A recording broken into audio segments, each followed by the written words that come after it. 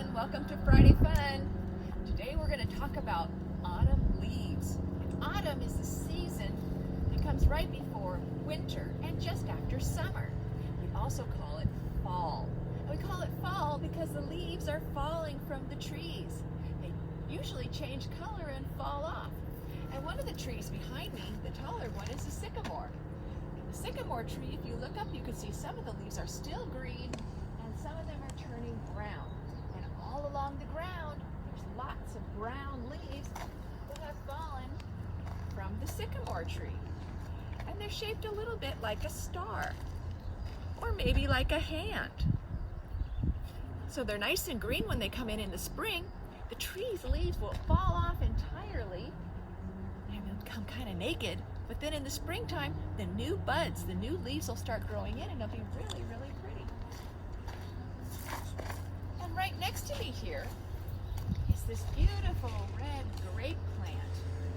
All the leaves are turning red. It doesn't look red all year, but it does grow grapes.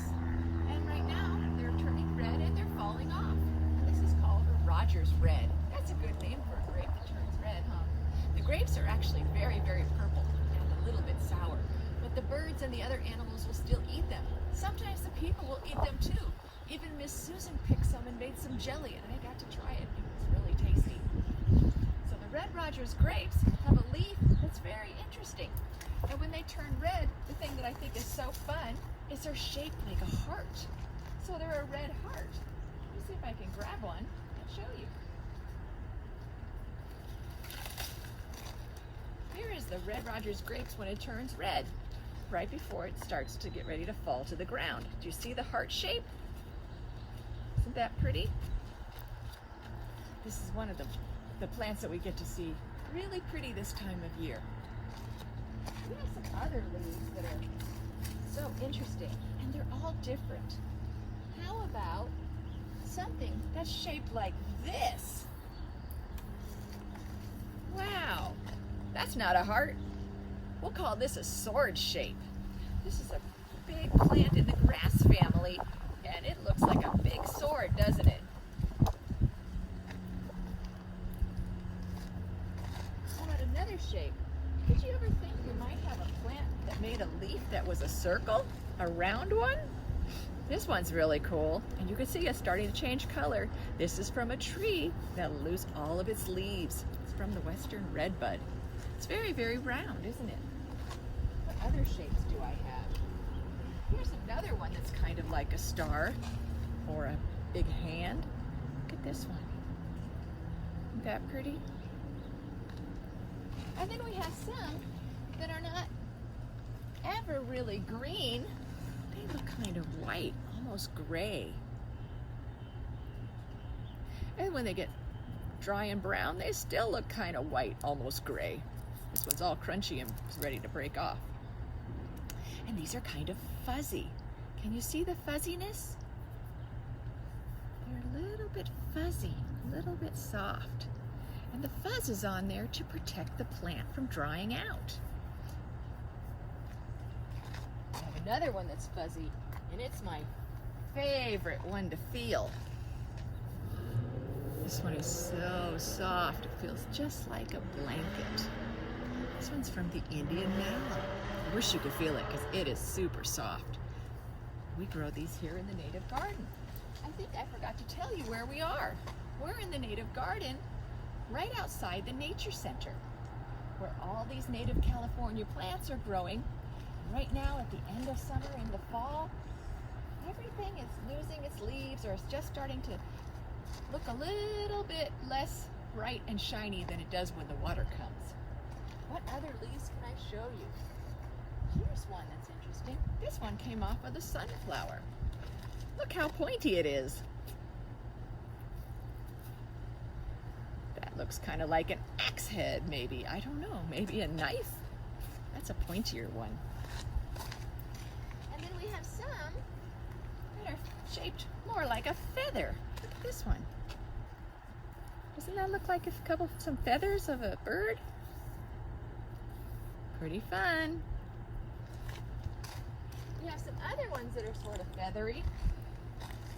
They're a lot smaller. these. These also smell wonderful. Many of our native plants, the leaves have fantastic fragrance. They smell lovely. And then some of them have ways to protect themselves.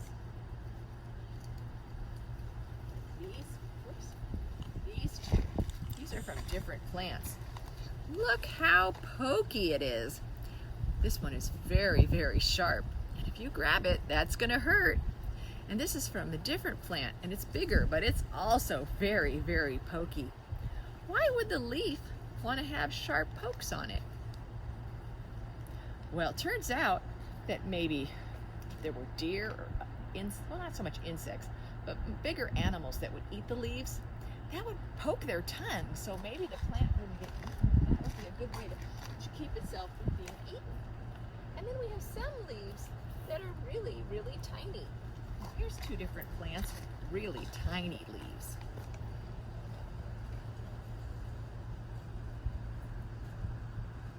Those are some small leaves. And some leaves are really quite big, like these grape leaves. Those are pretty big.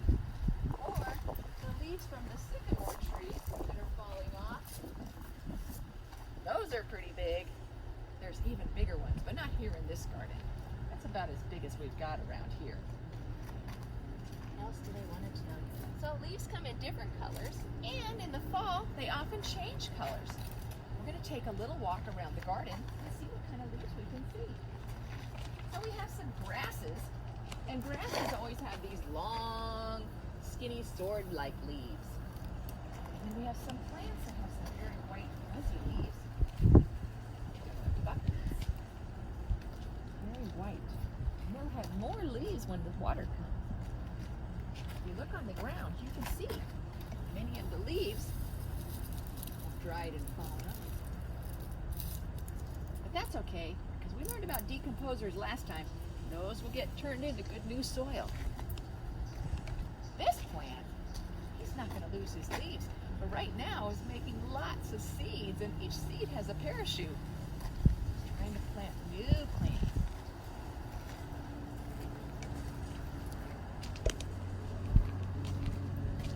So I wanted to show you the sycamore tree. You can see that when you look up, it's almost naked, isn't it? And then, you see the other one over there, also going to lose all its leaves. But then when you look down, you can see all of the leaf litter. We call it litter like throwing trash, but this is just the leaves dropping, so we call it leaf litter. And we know that there are a lot of insects and fungus, mushrooms, other things that will love to eat that leaf litter. There's another plant that I wanted to show you, and it's right over here.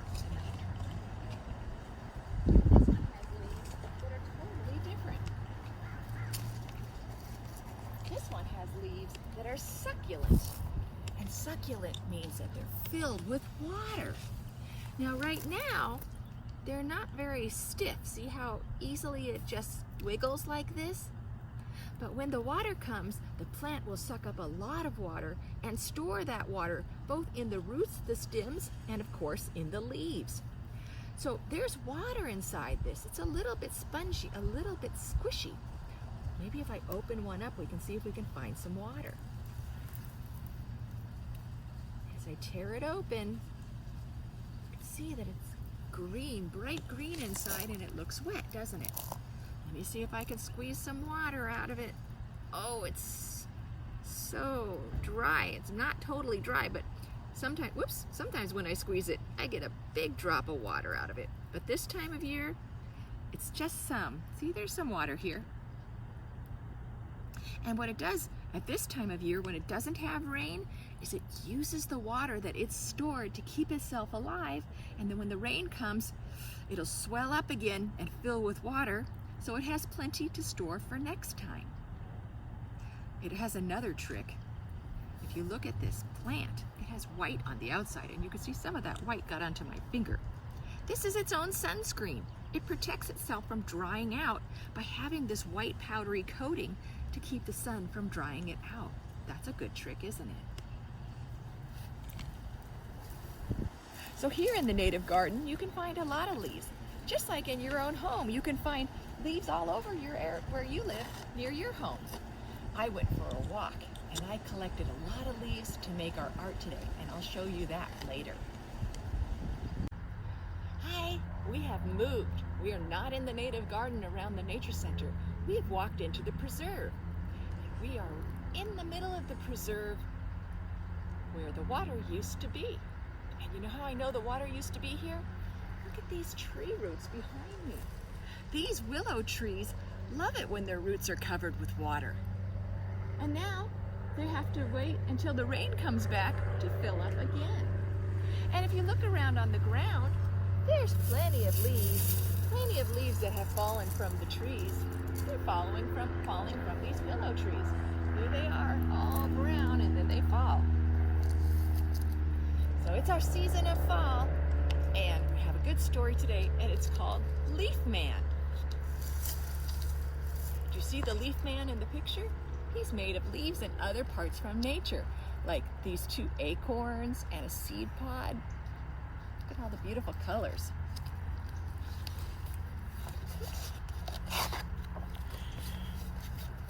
Leaf Man used to live near me in a pile of leaves.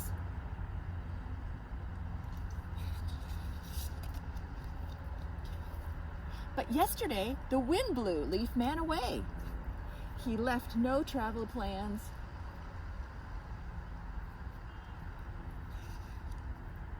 See the little mouse? Cute. The last time I saw him, he was headed east, past the chickens. Can you see the chickens? Gotta use your imagination. Here's the beak, eye, and the feet, and the wings. Toward the marsh, over the ducks and geese. A leaf man's got to go where the wind blows.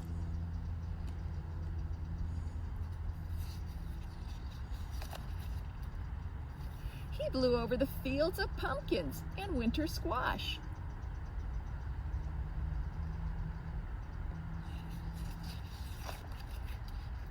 He flew over the turkey, past potatoes, carrots, and cabbage in rows.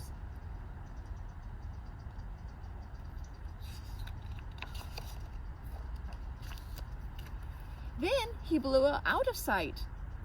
Is he drifting west above the orchards? Orchards are a place where they grow fruit on trees.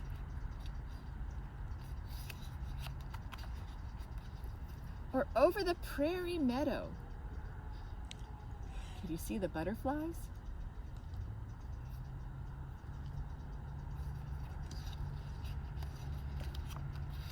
And past the spotted cow.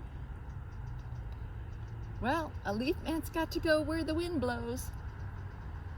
That's funny.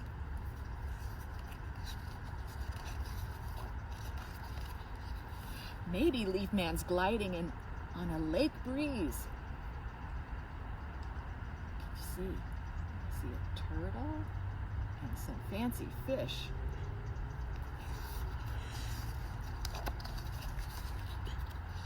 Or flying along the river.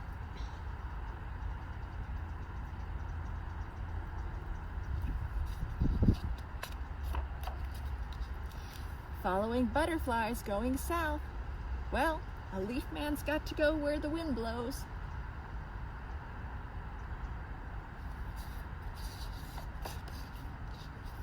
He might even be traveling north, above leaves that look just like him.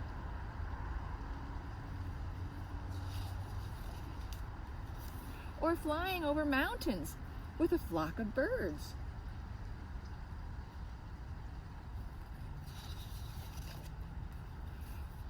When Leaf Man looks down on earth, he is lonesome for a home.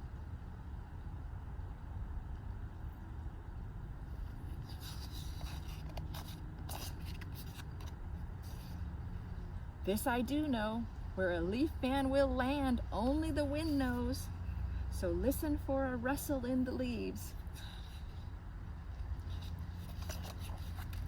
Maybe you'll find a leaf man waiting to go home with you. So I want to encourage you to find some leaves in your neighborhood and make your own leaf man. While we were in the garden, I picked up many leaves. Let me show you. Lots of leaves from the sycamore tree. Oops, and the leaf man is already ready to go. So you can make your leaf man with the leaves, and maybe you can have, these could be little mouse ears. You could even use a scissor to cut the body. Or you can make little eyes. Or we can make a bird maybe. We can give him a beak. These could be the wings.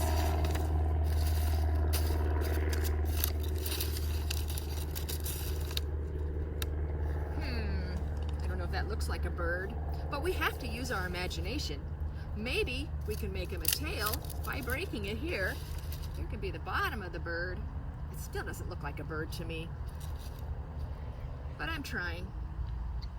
But you can make leaves from your own area, and you can make a leaf man, and you can make them right on the sidewalk or right on the ground, or you could collect them.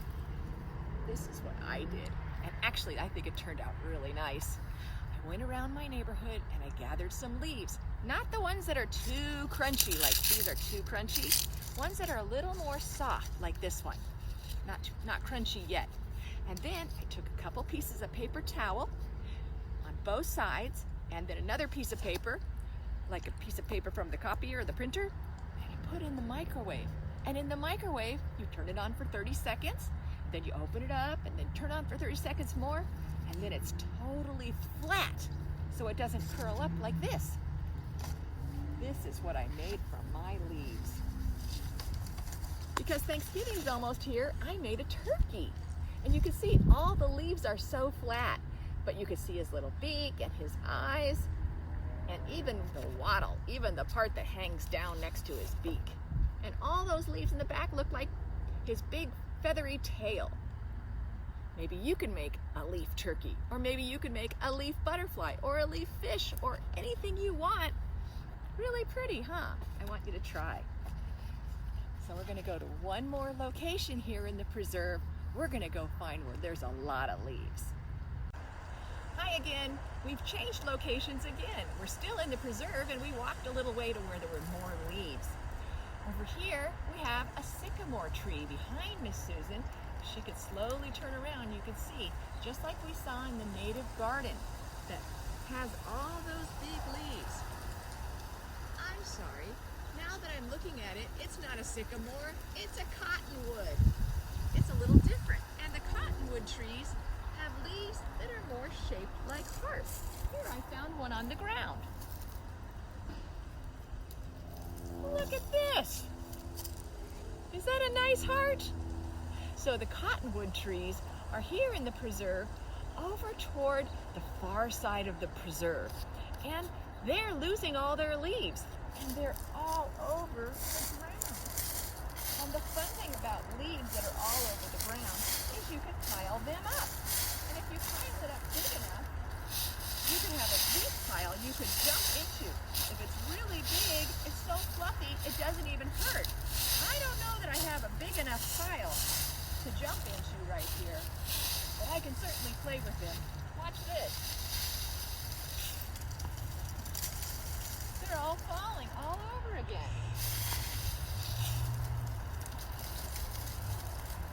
So much fun. So if you had a lot of leaves, and you had maybe some helpers, some other people help you, you could use a rake, or you could have other people with their feet. You could make a pile big enough to jump in, but it's going to take everybody to help. And then everybody has to take turns, and you got to get things like sticks out of there, because that could poke someone, and then you can jump in it. So fun.